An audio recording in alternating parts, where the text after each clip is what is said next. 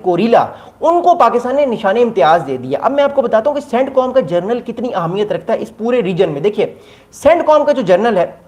वो basically central Asia, middle east और south Asia का सारा इलाका जो है, इंडिया, पाकिस्तान, बांग्लादेश और मिडिल ईस्ट के ममालिक Iran, Afghanistan, central Asian countries, Azerbaijan, इन सारे इलाकों को सेंटकॉम का यूएस का कमांडर देखता है और इसकी बड़ी ताकत होती है। इस पूरे इलाके में अमरीकी बहुत बड़े सारे बेसिस हैं। अगर मैं आपको बताऊं, साउथ एशिया, सेंट्रल एशिया और मिडिल ईस्ट में अगर अमरीकी फौज का हम एक मुआवजा करें तो अमरीका के तकरीबन 50 से 60 हज़ार फौजी इस पूरे रीजन में है। और इस पूरे रीजन की कमांड जो करता है उस साहब का नाम था जनरल माइकल कोरिला, जो कि अगले हफ्ते रिटायर होने वाले हैं। तो जनरल माइकल कोरिला के साथ पाकिस्तान के ताल्लुकात बड़े अच्छे हुए थे पिछले 3-4 हफ्ते से, तो 3-4 महीने से। तो पाकिस्तान ने एक फैसला किया कि हम जनरल माइकल कोरिला को उनकी खिदमात पे, कि वो पाकिस्तान का इतना साथ दे रहे हैं,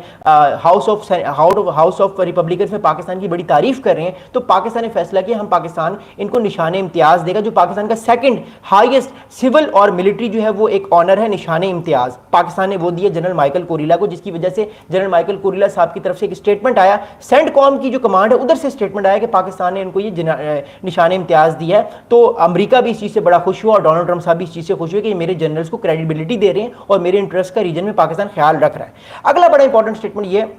कि पाकिस्तान ने अमेरिका ने जब पाकिस्तान की मदद मांगी ना, कि मैं ईरान और इसराइल का जो कॉन्फ्लिक्ट है ये अब एंड हो गया है, आपने ईरान को समझाना है कि मैं न्यूक्लियर पावर ना बने और ज़्यादा तंग ना करे इसराइल को और मेरे इंटरेस्ट को। तो पाकिस्तान ने ईरान को भी समझाया, बल्कि जो दौरा हुआ है पिछले हफ्ते मसूद पेज़ेश्कियान का, इसमें दो दिन बड़ी हाई इंटेंस टॉक्स हुई हैं, जिसमें पाकिस्तान ने ठीक ठाक समझाने की कोशिश की है कि आने वाले टाइम में अगर ईरान ने न्यूक्लियर ताकत बनने की कोशिश की रीजन में, तो अमेरिका जो है वो और ज़्यादा अटैक कर सकता है। जिस तरह इस्फहान, नतांज और फोर्डो में अमेरिका ने स्ट्राइक्स किए, तो अमेरिका और स्ट्राइक्स कर सकता है इसराइल की मदद से। तो पाकिस्तान ने ईरान को भी ये चीज़ समझाई है और ये चीज़ ईरान भी शायद समझ गया है। अगला इंपॉर्टेंट इशू ये था कि पाकिस्तान जो था वो ऑलरेडी ट्रेड डील कर चुका था। देखिए, इंडिया की और अमेरिका की जो ट्रेड हो रही है ना, वो है $118 बिलियन की। पाकिस्तान और अमेरिका की ट्रेड जो है वो सिर्फ 5 या 6 बिलियन डॉलर की है। तो पाकिस्तान को ये पता था कि हमारी 5 से 6 बिलियन डॉलर की ट्रेड है, इतनी कोई बड़ी ट्रेड है नहीं, तो हम जल्दी से निगोशिएट कर सकते हैं। पाकिस्तान ने अपने जो फॉरेन मिनिस्टर हैं और डिप्टी प्राइम मिनिस्टर इसहाक डार साहब हैं, इनको चुप करके भेजा 2 हफ्ते पहले अमेरिका, इनकी मुलाकात मार्को रूबियो साहब से, और फट करके पाकिस्तान ने अपनी ट्रेड डील जो है वो क्लियर कर ली। और डोनाल्ड ट्रंप साहब ने भी मैसेज कर दिया कि मेरी पाकिस्तान के साथ ट्रेड डील हो चुकी है। और फिर उन्होंने ऑयल रिजर्व की बात भी की। ऑयल रिजर्व तो बेसिकली इंडिया को प्रोवोक करने वाला मैसेज था, बट बेसिक ये चीज़ थी कि पाकिस्तान ने 5 जो थे जो हुक्म के इक्के थे उन पे साइन किया और वो पाकिस्तान को बेनिफिट हुआ। अब ट्रंप साहब ने कल एक बड़ा इंपॉर्टेंट स्टेटमेंट दिया। मैं क्योंकि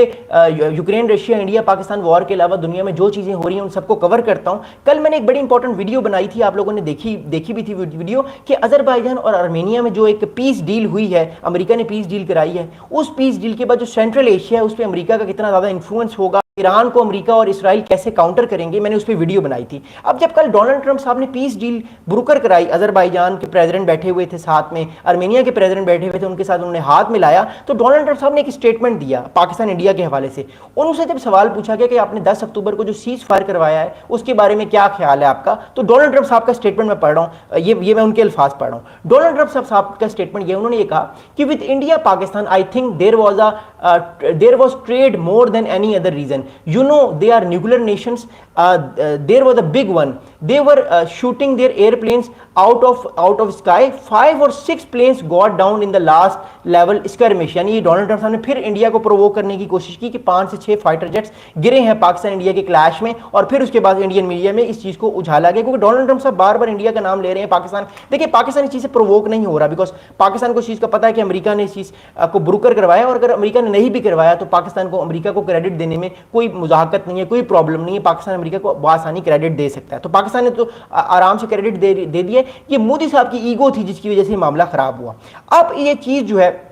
अब इस सब मामला की इंप्लीकेशंस क्या है? देखिए, पहली बात तो ये है कि भारत के अंदर अमेरिका को लेकर ट्रस्ट लेवल जो है वो अब कम हो गया है। मैं फिर कहता हूं, भारत के अंदर अमेरिका को लेकर ट्रस्ट लेवल कम हो गया कि ये मुल्क जो है ये अनरिलायबल है, ये कभी भी मेरे खिलाफ बात कर सकता है, ये कभी भी इंडिया के इंटरेस्ट के खिलाफ बात कर सकता है अमेरिका, ये कभी भी इंडिया को डिच करने की कोशिश कर सकता है अमेरिका। तो भारत की जो गवर्नमेंट है, भारत की स्टैब्लिशमेंट है, वो एक तरह से सोचना शुरू उन्होंने कर दिया कि क्या हम दोबारा से चाइना को रीअप्रोच ना करें, क्या हम दोबारा से रशिया को रीअप्रोच ना करें, क्या हम जो है वो अपने आप को बांग्लादेश की तरफ रीअप्रोच करने की कोशिश ना करें, क्या हम मालदीव के साथ दोबारा ताल्लुकात बेहतर ना करें। ये क्या हम पिछले 10 साल से सिर्फ अमेरिका के साथ हैं, और देखिए अमेरिका ने हमें फिर बुली करने की कोशिश कर दी है, हम पे 50% टैरिफ लगा दिया है, हमारी आईटी प्रोडक्ट्स जो एक्सपोर्ट्स होती हैं, हमारी जो फार्मेसी की प्रोडक्ट्स अमेरिका में एक्सपोर्ट्स होती हैं, वो सारी चीज़ें जो हैं वो उन पे उसने 50% टैरिफ लगा दी है, हमें उसने तंग करने की कोशिश की है। तो इंडिया के अंदर एक सोच आ गई है कि इंडिया की जो स्टैब्लिशमेंट है उसके अंदर सोच आई है कि क्यों ना हम दोबारा से चाइना को भी रीअप्रोच करें, क्यों ना हम दोबारा से रशिया को रीअप्रोच करें। इसलिए आपने देखा है पिछले 2 हफ्ते से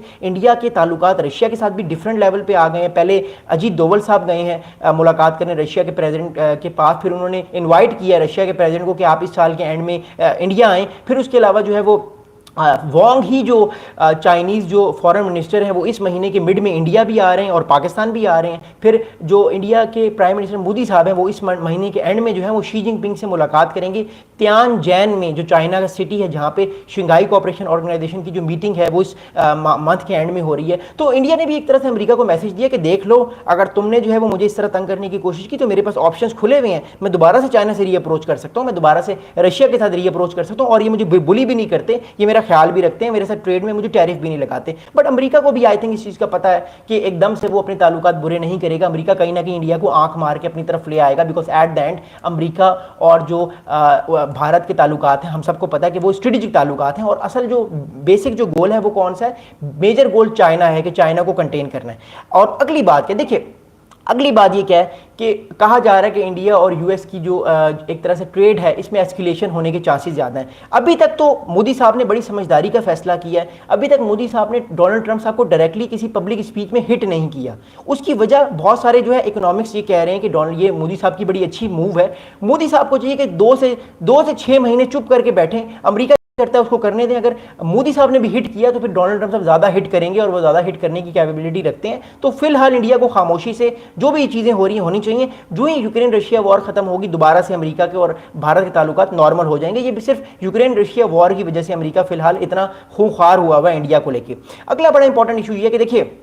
फिलहाल तो इंडिया और अमेरिका के जो ताल्लुकात हैं वो 70 ईयर्स के सबसे लो पॉइंट पे हैं, क्योंकि एक तरफ से डोनाल्ड ट्रंप साहब बैश कर रहे हैं बार बार इंडियंस को कि इंडियंस अमेरिकी कंपनियों में क्यों काम कर रहे हैं, फिर वो बार बार बैश करें इंडियन इमिग्रेंट्स को, वो बार बार बैश करें प्राइम मिनिस्टर मोदी को, वो बार बार बैश करें कि इंडियन इकोनॉमी को कि ये डेड इकोनॉमी है। फिर राहुल गांधी साहब ने